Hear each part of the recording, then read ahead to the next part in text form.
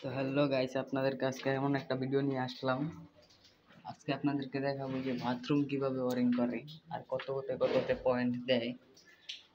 তো প্রথমে আসলাম যে আপনার বদনার লাইনটা, যেটা গ্রুপ কার্টন হচ্ছে এই আপনার 7 দিতে।